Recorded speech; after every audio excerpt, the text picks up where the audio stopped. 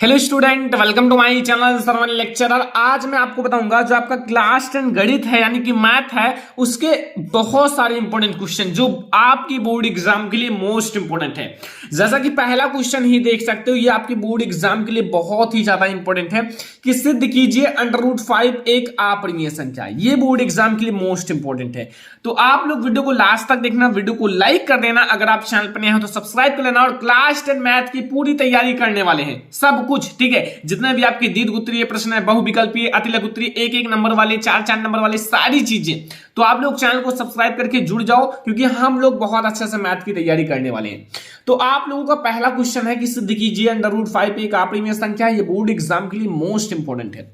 तो आप लोग कैसे इसे सिद्ध करोगे, आई होप कि आपको पता होगा। देखो, इसी टाइप से आपका √3, √7, √2 ऐसे पूछ सकता है।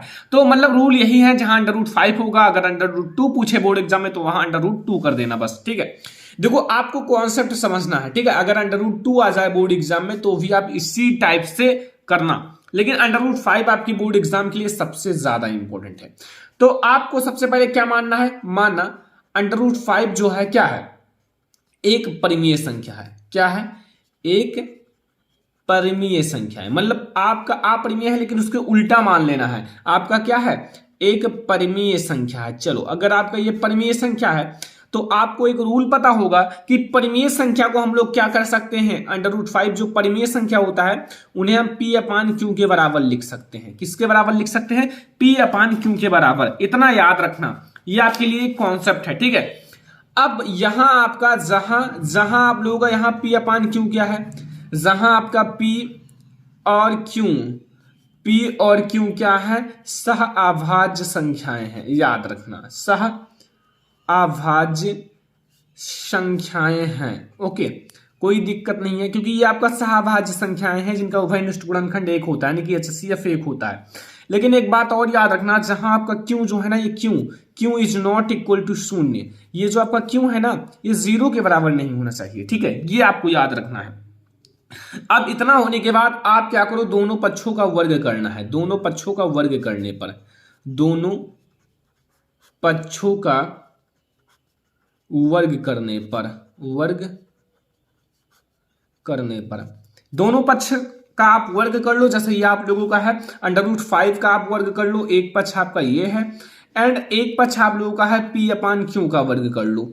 ये दोनों पक्षों का आप वर्ग कर लो।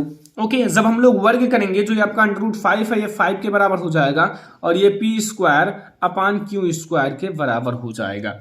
अब यहां से Q² बराबर क्या लिख सकते हो, Q² बराबर आप लिख सकते हो P²/5 लिख सकते हो, ठीक है। इसको आप समीकरण नंबर फर्स्ट मान लेना, ठीक है, समीकरण नंबर फर्स्ट। और अब आप लोगों को एक मतलब थ्योरम है, थ्योरम आपकी एनसीईआरटी बुक में, उसी के अकॉर्डिंग आपको इसे सॉल्व करना है। अब यहां लिखना है, अगर ये 5 जो है P² को विभाजित करता है, ध्यान रखना, अगर 5 P² को विभाजित करता है तो 5P को भी विभाजित करेगा, ये ध्यान रखना, ठीक है। क्या लिखना है, यहां जो 5 है किसको विभाजित करता है, ये जो 5 है P² को, जो आप लोगों का ये 5 है P² को, ठीक है, विभाजित करता है, को विभाजित करता है, ठीक है, विभाजित करता है। तो क्या होगा, 5 जो है ना P को भी विभाजित करेगा, 5 P को भी विभाजित करेगा। याद रखना, ये थोड़ा सा आप लोगों को समझना था, विभाजित करता है। अब आप लोग ये समझो, जैसे आप लोगों का ये 5 है, 5 अगर 10, जैसे 5 है, 5 अगर 10 को विभाजित करता है 2 से, तो अगर इसका हम वर्ग कर लें यानी कि 100 हो जाएगा, तो ये 5 100 को भी तो विभाजित करेगा। तो वही मैंने कॉन्सेप्ट लिखा है, कुछ बड़ी बात नहीं है, छोटी सी चीज है। आप क्लास 10th में हो, ये सारी चीजें आपको पता होना चाहिए। अब आप लोग क्या करोगे, अब आप लोगों को एक काम करना है, तब आप लोगों को यहां जो आप लोगों का P है, हम जो P है ना, यहां P बराबर आप 5m मान लो। अगर सिद्ध करने के लिए 5m आया है, यानी कि √5 आया है, तब आप 5m मानना। अगर बोर्ड एग्जाम में √2 आ जाए तो आप इसी चीज को 2m मान लेना। अगर √7 आ जाए तो आप इस चीज को 7 मान लेना, ठीक है। ऐसे आपको याद रखना है, ठीक है। और अगर √3 आ जाए तो आप लोगों को मतलब इससे 3m के बराबर मान लेना है, ठीक है। बस इतना सा आपको ध्यान रखना है। तो लिख सकते हैं ना, लिख सकते हैं, याद रखना, ठीक है। अगर हम इसको इसके बराबर लिख सकते हैं, जहां यम क्या है, जहां आप लोगों का यम जो है ना, यम कोई पूर्णांक है, यम कोई पूर्णांक है, ठीक है। अब देखो यहां क्यू स्क्वायर आपका बराबर हो जाएगा, यहां हम पी के स्थान पर 5m लिख देते हैं और इसका स्क्वायर कर लेते हैं, और वटे में हमारा क्या है, यहां 5 है। अब यहां से आपका क्यू स्क्वायर बराबर आप 5 का वर्ग करोगे तो 15 यानी कि 25m स्क्वायर हो जाएगा, और बटे में 5, इसको आप कट कर दो, यहां 5 हो जाएगा, यहां से क्यू स्क्वायर बराबर हमारा हो जाएगा 5m स्क्वायर, ठीक है, 5m स्क्वायर। और अगर हम लोग यहां से m स्क्वायर देखें, m स्क्वायर हमारा केवल m स्क्वायर, तो आपका ये हो जाएगा क्यू स्क्वायर बटे में 5, ठीक है, क्या हो जाएगा, क्यू स्क्वायर बटे में 5। आप इसे समीकरण नंबर 2 नाम दे दो, क्या दोगे, समीकरण नंबर 2, ठीक है। अब आप लोग फिर वही चीज लिखना, जैसे हमने यहां लिखा है 5p स्क्वायर को विभाजित करता है, अब यहां p के जगह q कर देना। देखो आपको एक बार p को लेना है, एक बार q को लेना है, दोनों लोगे तभी आपको स्पष्ट होगा। तो जैसे मैंने यहां लिखा है 5p स्क्वायर को विभाजित करता है, वैसे आप यहां लिख दो 5q स्क्वायर को विभाजित करता है, बस इतना सा है। तो यहां आप लिख दो 5 जो है q स्क्वायर को विभाजित करता है, 5q स्क्वायर को विभाजित करता है, ठीक है। तो अगर 5 जो है q स्क्वायर को विभाजित करता है, तो मैंने क्या बताया है, 5 जो है ना, 5 q को भी विभाजित करेगा, q को भी विभाजित करता है, ये आपको थोड़ा सा ध्यान रखना है, विभाजित करता है, ये आप लोगों का हो गया, मतलब एक आपका p और q दोनों का हो गया, ठीक है, ठीक है, इतना आपका कॉन्सेप्ट क्लियर हो गया। अब देखो यहां मैंने p और q को क्या माना था, एक सह अभाज्य संख्याएं जिनका आपका HCF 1 होता है, उसका उभयनिष्ठ गुणनखंड 1 होता है, लेकिन यहां हमारे p और q के कितने उभयनिष्ठ गुणनखंड हैं, 5 हैं, देख सकते हो p और q दोनों के 5 उभयनिष्ठ गुणनखंड हैं। और अब आप लोगों को लास्ट में क्या लिखना है, ये समझो, लास्ट में आप लोग देखो हमें समीकरण 1 और समीकरण 2 से मिला कि हमें p और q के उभयनिष्ठ गुणनखंड कितने हैं, 5 हैं। तो आप लोग लास्ट में लिख देना कि यहां से समीकरण 1 व समीकरण 2 से हम कह सकते हैं, मतलब समीकरण 1 या समीकरण 2 से हम कह सकते हैं कि p और q का उभयनिष्ठ गुणनखंड कितना है, 5 है, कितना है, 5 है। परंतु इस तथ्य का यह विरोध करता है, मतलब इस तथ्य का विरोध करता है कि p और q का उभयनिष्ठ गुणनखंड 1 के अतिरिक्त उभयनिष्ठ गुणनखंड नहीं है, मतलब ये विरोध करता है कि आपका p और q में 1 के अतिरिक्त कोई उभयनिष्ठ गुणनखंड नहीं है, नहीं होना चाहिए। लेकिन हमारी ये कल्पना क्या है, गलत है, मतलब हमारी ये कल्पना गलत है, ठीक है। तो अब ये कल्पना गलत है, तो आप लोगों का अगर अपरिमेय वाला, मतलब परिमेय वाला, ठीक है, परिमेय वाला कल्पना गलत है, तो अतः हमारा ये क्या हो जाएगा, अतः जो हमारा √5 है, एक क्या हो जाएगा, अपरिमेय संख्या, क्या हो जाएगा, अपरिमेय संख्या है, ठीक है, अपरिमेय संख्या है। बस इतना सा चीज था। अब आप लोगों को बिल्कुल ये समझ में आ गया होगा कैसे ये एक अपरिमेय संख्या, ऐसे आपको सिद्ध करना है, ठीक है। उभयनिष्ठ गुणनखंड का मतलब 1 के अतिरिक्त कोई आप लोगों का मतलब उभय जो आपका सहभाज्य संख्याएं होते हैं उनके यहाँ 5 में एक उभयनिष्ठ गुणनखंड होना चाहिए, ठीक है। तो ये हमारा हो गया क्वेश्चन नंबर फर्स्ट, जो बोर्ड एग्जाम के लिए मोस्ट इंपोर्टेंट है। आप लोग इसे बिल्कुल तैयार करके ही बोर्ड एग्जाम में पेपर देने जाना, क्योंकि ये आपकी बोर्ड एग्जाम के लिए बहुत ज्यादा इंपॉर्टेंट है। तो चलो अब हम लोग क्वेश्चन नंबर सेकंड देखते हैं। क्वेश्चन नंबर 2 समझो, ये आपके बोर्ड एग्जाम में 6 नंबर वाला क्वेश्चन है, मतलब इस टाइप के क्वेश्चन आपके बोर्ड एग्जाम में 6 मार्क्स का पूछा जाता है, ठीक है। कितने मार्क्स का, 6 मार्क्स का। अगर आप लोगों को मैं बोर्ड एग्जाम का एक पेपर दिखाता हूं, उसमें आप लोग देख सकते हो इस टाइप का क्वेश्चन, यहां आप लोग देख लो, ये इस टाइप का क्वेश्चन 6 मार्क्स का आता है। तो मैं ये नहीं कहूंगा कि आप लोग एक ही क्वेश्चन लगाओ, आप लोगों को इस टाइप के क्वेश्चन को लगाने का कॉन्सेप्ट समझना है। अगर आप इसको ध्यान से समझ लोगे तो ऐसे आपके क्वेश्चंस आते हैं बोर्ड एग्जाम में, तो इसी टाइप से आप उसे भी आसानी से लगा दोगे, ठीक है। तो इसको समझो, ऐसा नहीं कि आप बिल्कुल यही जाओ और छाप दो बोर्ड एग्जाम में। अगर थोड़ा सा चेंज कर दे तो आप कॉन्सेप्ट को समझे रहोगे, तो आप लोगों को वो भी समझ में आ जाएगा। तो ये आप लोग क्या आएगा बोर्ड एग्जाम में, लिखा रहेगा निम्नलिखित समीकरण युग्म को रैखिक समीकरण के युग्म में बदलकर हल कीजिए।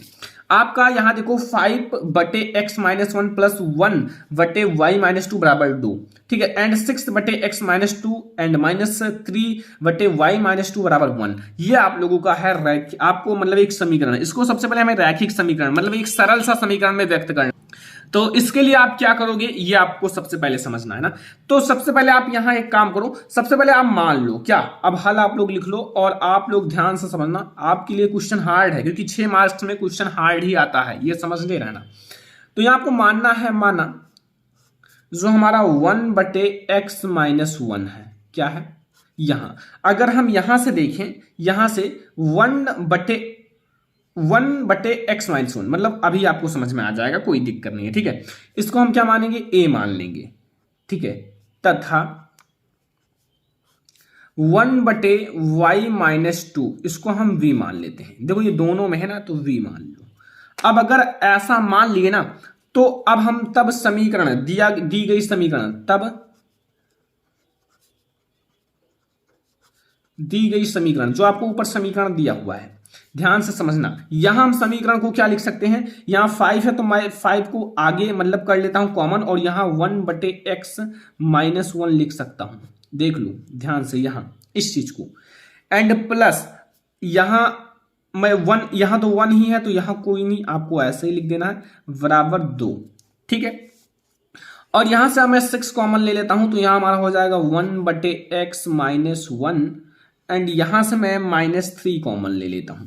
तो यहां मतलब आपको इस पद में बदलना है, इस टाइप का, क्योंकि यहां से जब इस टाइप में बदलोगे तो आप a और v लिख सकते हो ना। तो यहां से मैं इसको ऐसा बदल लिया, y-2 बराबर 1, ठीक है।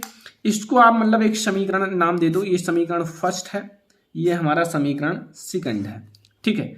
अब देखो मैं क्या करूंगा, यहां से मैं वैल्यू रख देता हूं, मतलब यहां मैंने क्या माना है, 1/x-1 को मैंने a माना है, और 1/y-2 को मैंने v माना है। तो यहां 5 है, यहां मैं 5 कर देता हूं, और जिसको मैंने a माना है उसको a कर देता हूं, ठीक है, a, एंड प्लस हमारा है ये v माना है, तो v बराबर 2 है ना, एंड इस चीज को मैंने a माना है तो यहां हमारा 6a हो जाएगा, एंड इससे मैंने -3v हो जाएगा, बराबर में 1 हो जाएगा, ठीक है। इसको आप समीकरण नंबर 3 और समीकरण नंबर 4 नाम दे देना। काफी आसानी से मैं आपको समझा रहा हूं कि बिल्कुल समझ में आ जाए। देखो यहां मैंने कुछ किया नहीं, जिसको मैंने a माना है यहां a, उसी चीज को मैंने रख दिया है, जिसको मैंने v माना है यहां v रख दिया है, बस इतनी नहीं सी चीज मैंने किया है। अब देखो ध्यान से, अब हमें एक ना एक पक्ष बराबर करना है, मतलब अगर a को बराबर करना है तो मतलब इसमें आपको 6 से गुणा करना पड़ेगा, इसमें 5 से, लेकिन आसान क्या है, हम v को बराबर कर लेते हैं, क्योंकि यहाँ हमारा 3 है, तो अगर हम समीकरण यहाँ 3 में हम केवल 3 से मल्टीप्लाई कर दें तो हमारा v बराबर हो जाएगा। तो आप समीकरण ध्यान से समझना, मैं थोड़ा सा शॉर्टकट में लूंगा। देखो समीकरण जो हमारा 3 है, समीकरण 3, ठीक है, समीकरण 3 को 3 से गुणा करते हैं, 3 को मतलब समीकरण 3 को 3 से गुणा करने, ठीक है, और समीकरण 4 करने मतलब करने पर, और या समीकरण 4 जो हमारा है, समीकरण 4 में जोड़ने पर, ये देखो बस इतना सा आपको हेडिंग डाल देना है इस टाइप के, क्योंकि जब हम आप इसे जोड़ लेंगे तो हमारा विलोपन विधि से हल हो जाएगा। जैसे देखो पहले में मैं 3 से मल्टीप्लाई कर लेता हूं, देखो मैं जब 3 से मल्टीप्लाई करूंगा तो यहां आप 5 का 3 से तो आपका 15 हो जाए, 15a, एंड प्लस आप लोगों का यहाँ 1 है, और 1 में ये 3 से करोगे तो यहाँ 3v हो जाएगा, और बराबर यहाँ 3 में 2 से करोगे तो कितना हो जाएगा 6, और यहाँ आप लोग ये तो आप लोगों का 6a है ही, एंड ये आपका -3v है, बराबर 1 है, ठीक है। अब क्या करूं, मैंने क्या लिखा है, जोड़ने पर, तो जोड़ने पर क्या होगा, कुछ नहीं, केवल आप लोग यहां से इसे कट कर दो, ये कट हो गया, और यहां से हमारा ये हो जाएगा 21a, कितना हो जाएगा 21a, और बराबर ये 6 और 1 7 हो जाएगा, और यहां से a बराबर हमारा कितना हो जाएगा 7/21, और यहां से हमारा ये हो जाएगा 1/3, 7 3 मतलब 21, तो ये हमारा a की वैल्यू आया 1/3। इतना आपको पता चला, मतलब क्वेश्चन भाई हार्ड है, ऐसा नहीं कि आसान सा मैंने क्वेश्चन दिया है, बहुत ज्यादा हार्ड है, और 6 मार्क्स में आपके लॉन्ग क्वेश्चन में पूछा जाता है। अब यहां से मैंने a की वैल्यू ज्ञात कर ली, अब समीकरण 3 से आप v की वैल्यू ज्ञात कर लो, यहां समीकरण 3 से v के वैल्यू ज्ञात कर लो, तो समीकरण 3 में a का मान रखने पर, a का मान रखने पर, अब a की वैल्यू जब आप रखोगे, समीकरण 3 यहां देखो ये वाला है, 5a है, 5a, ठीक है, ध्यान से समझना, 5a एंड प्लस v बराबर 2। अब a की वैल्यू आप रख दो, ठीक है। जब आप यहाँ a की वैल्यू रखोगे तो आपको यहाँ देखो, यहाँ आपका है 5 इंटू 1/3, हमें a की वैल्यू मिला है, प्लस हमारा v हो जाएगा बराबर 2 हो जाएगा। ओके, अब इसको हम मल्टीप्लाई कर लेते हैं, मतलब इस चीज को, तो यहाँ हमारा हो जाएगा 5 और बटे 3 प्लस v बराबर 2। अब इसको आप सॉल्व कर लो, लाइक एज आप लोग इसको सॉल्व कर लो, आसान सा है। अब आप लोग इस पेज में समझो, देखो यहां हम v रखेंगे, v हमारा बराबर हो जाएगा 2 और ये आपका इधर प्लस में है, इधर आएगा माइनस में, हो जाएगा 5/3। अब इसको तो आप सॉल्व भी कर सकते हो, इसमें तो कुछ है नहीं, बहुत आसान सा है। देखो इसको आप कैसे सॉल्व करोगे, देखो ध्यान से, यह हमारा v है, v बराबर देखो 3 का आप 2 से मल्टीप्लाई करोगे कितना हो जाएगा 6 में से आप 5 घटा लो तो हमारा 1 बचा 1, और हर कितना है हमारा, ये कितना है, ये आपका 3 है, तो ये आपका 3 हो गया, तो 1/3 आप सॉल्व करके देख लेना, इतना ही आएगा।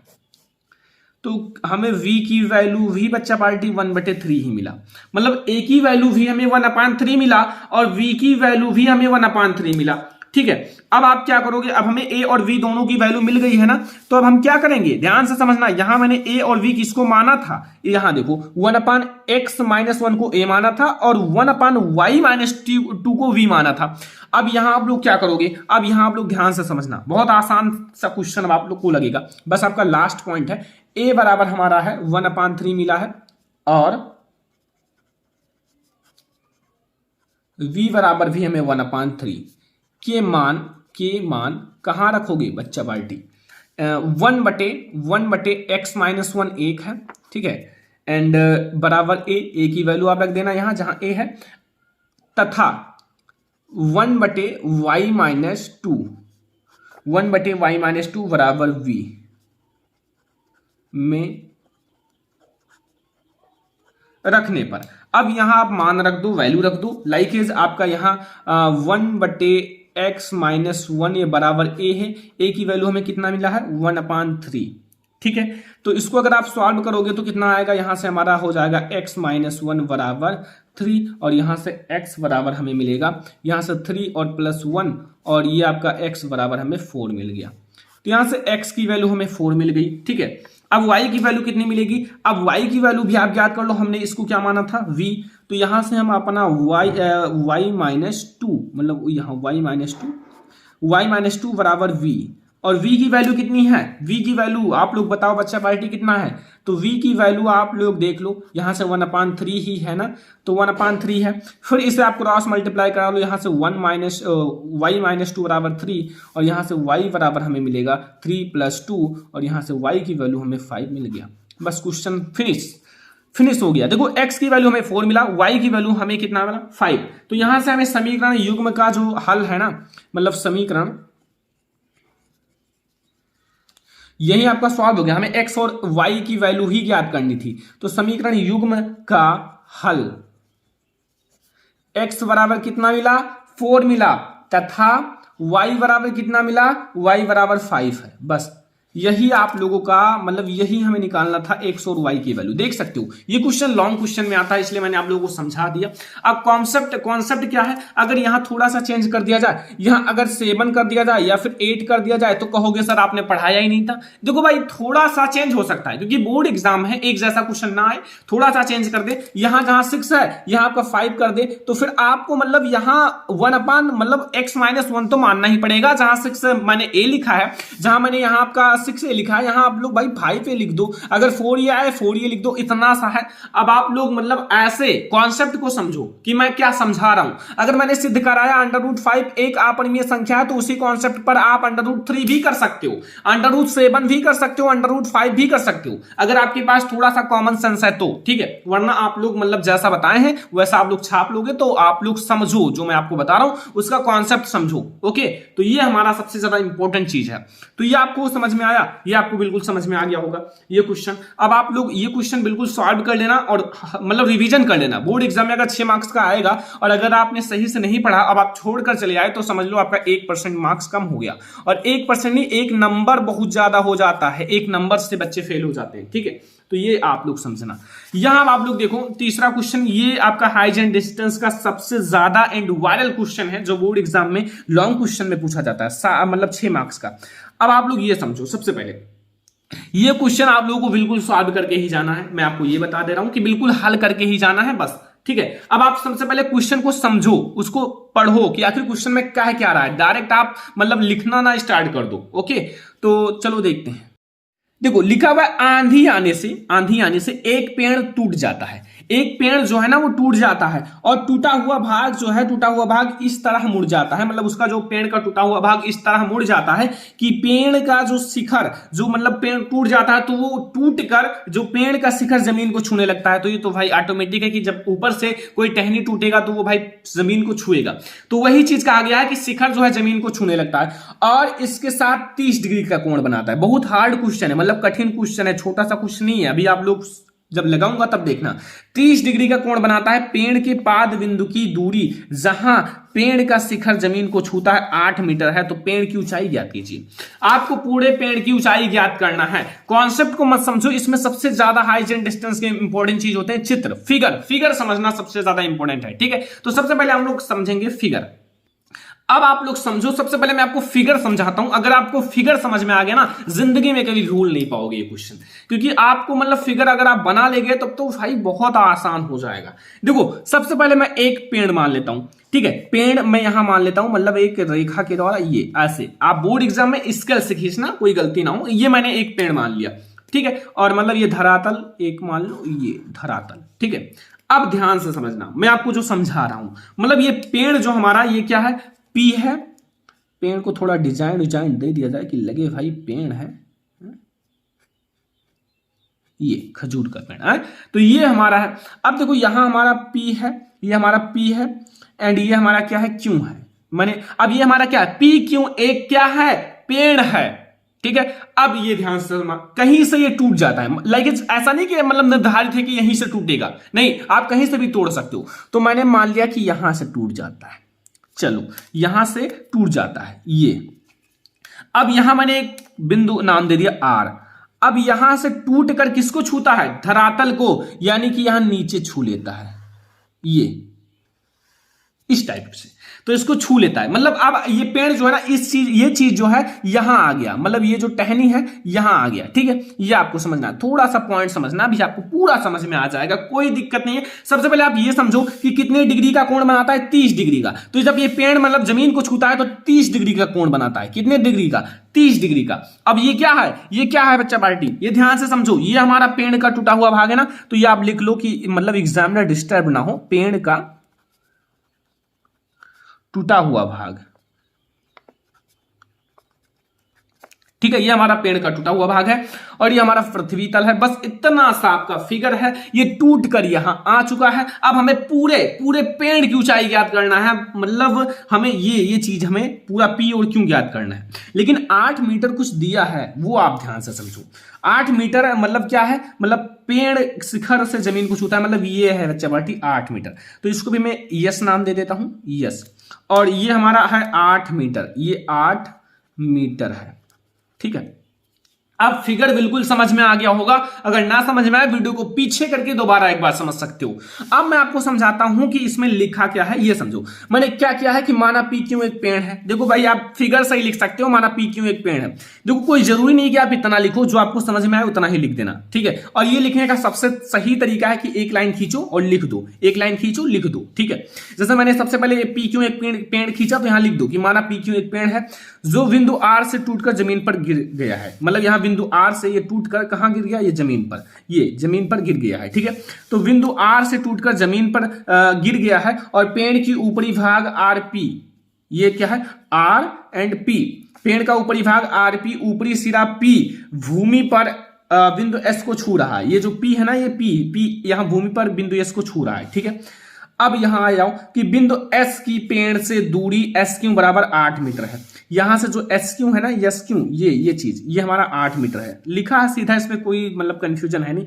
पेड़ का टूटा हुआ भाग आर मतलब पी एंड आर भूमि पर बिंदु मतलब आर से कितना डिग्री का कोण बनाता है, क्यू आर एस बराबर 30 डिग्री का कोण बनाता है। ये आपको समझ में आ गया होगा। अब सबसे पहले क्या करना है, ये आपको समझना है। सबसे पहले हम एक समकोण त्रिभुज लेंगे, तब तब आप लोगों का एक समकोण त्रिभुज, ध्यान से समझना, थोड़ा सा हार्ड क्वेश्चन है इसलिए आप मैंने बताया कि ये आपका लॉन्ग क्वेश्चन में पूछा जाता है। तो यहां आपका त्रिभुज आप लोग क्यू एस आर में, और जिस स्टूडेंट को पता होगा उसके लिए तो बिल्कुल हलवा होगा, ठीक है। लेकिन अगर नहीं पता तो भाई समझ लेना, कोई दिक्कत है नहीं, पूरा कॉन्सेप्ट समझ में आ जाएगा। देखो यहां से मैंने एक कोण लिया है, एक त्रिभुज लिया है Q R S, Q S R, ठीक है। अब क्यू एस आर इसमें कहां है इतना तो आपको पता होगा, क्यू एस आर ये एक त्रिभुज है ना, ये वाला, ये तो ये एक त्रिभुज है। तो यहां से हम tan 30 डिग्री का वैल्यू रखते हैं, tan 30 डिग्री का, क्योंकि 30 ही डिग्री बना रहा है ना। तो यहां आपका tan किसके बराबर होता है, आपको बताया है एक मतलब ट्रिक LAL बटे के, लाल बटे कक्का। तो यहां से tan लंब बटे आधार होता है। तो यहां से लंब कितना है, लंब हमारा क्यू आर क्या है, कुछ नहीं, पता नहीं है। तो क्यू आर, अब नहीं क्यू आर, हाँ कुछ नहीं है, तो इसे आपको ऐसे लिख देना है। एंड आधार तो आपको पता है ना, तो एस क्यू, पहले आप ये तो लिख दो, फिर अब जो पता है उसको लिख दो। जैसे हमारा tan 30 डिग्री की वैल्यू होती है 1/√3, एंड यहां हमारा क्यू आर पता नहीं है, एंड एस क्यू मुझे क्या है पता है, 8 मीटर है। अब यहां से हम क्यू आर बराबर 8/√3 कर देंगे। यहां से हमें क्यू आर मतलब ये वाला चीज मिला, ये इतना, ठीक है। इतना अगर हमने ज्ञात कर लिया तो फिर अब हम क्या करेंगे, पुनः आप लोग इसी में पुनः समकोण त्रिभुज, यही समकोण त्रिभुज में, ठीक है, पुनः, क्योंकि वही टूट कर नीचे आ गया ना, मतलब इस चीज को ज्ञात करने के लिए हम पुनः करेंगे ना।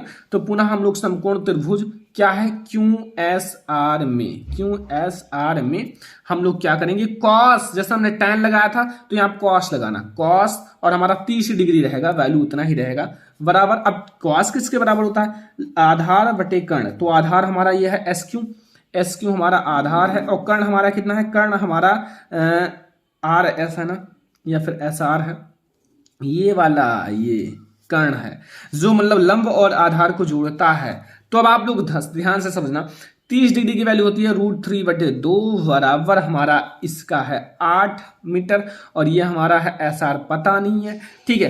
तो SR यहां ध्यान से समझना, यहां से SR क्या कर सकते हो, बराबर यहां से आपका 8 में मल्टीप्लाई होगा 2 से, तो 16 मतलब कि 16 हो जाएगा, और यहां √3 हमारा नीचे आ जाएगा। तो ये हमें मिला SR, क्या मिला, SR। अब ये ध्यान से समझना, थोड़ा सा आपको माइंड लगाना है, क्या, ये आप लोग समझो, मतलब ये जो SR है ना, यही टूटा हुआ भाग तो आया है जमीन पर, ये टूटा हुआ भाग यही तो यहां आ गया है। तो मतलब ये चीज हम ये भी कह सकते हैं, जितना टूटा है वही तो जमीन पर आया है। तो इस चीज को हम ये कह सकते हैं, इस चीज को मैं ये कह सकता हूं। अब आपको मैं क्या समझाना चाहता हूं ये बता रहा हूं। देखो यहां से हम इसे P और R को जोड़कर, और यहां से मैं मतलब Q और R को जोड़कर पूरे पेड़ की लंबाई ज्ञात कर सकते हैं ना, यही तो मैं आपको बता रहा हूं। तो मैं आपको समझा दूं, थोड़ा सा आप लोग समझना। यहां से मुझे SR मिल गया। अब आप लोग क्या करोगे, यहां से ध्यान से समझो, यहां से अब आप लोगों को, तब हमें पूरे पेड़ की लंबाई ज्ञात करना है, ऊंचाई ज्ञात करना है। तब पेड़ जो PQ है, PQ की ऊंचाई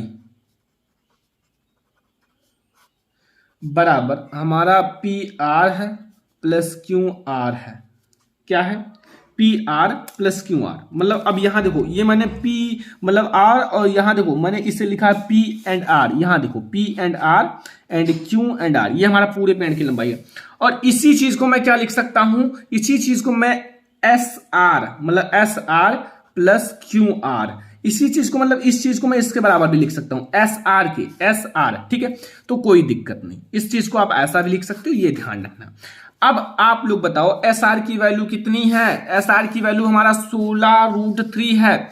तो यहां मैं लिख देता हूं 16√3, एंड प्लस हमारा QR की वैल्यू कितनी है, 8√3। अब यहां से हमारा ये हो जाएगा 24√3, क्योंकि ये जुड़ जाएगा 16 8, यानी कि 8 एंड 16 जुड़कर 24 हो जाएगा, और हर समान है तो इसलिए √3। अब मैं क्या करूंगा कि मतलब इसका प्रमेयीकरण कर देता हूं। प्रमेयीकरण का मतलब 24 में मैं √3 से है 24/√3 इंटू √3 मतलब इससे कर देता हूं, ठीक है, प्रमेयीकरण।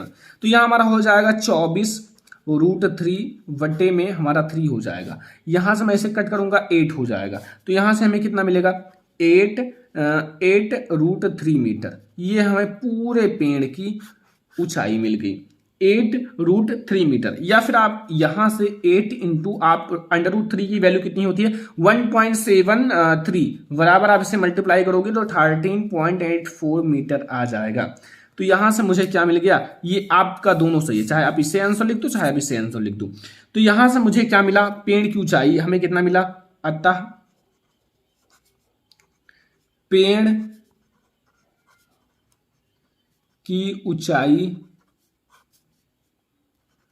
13.84 या फिर 8√3 है, मीटर है, दोनों मीटर में है, मीटर है।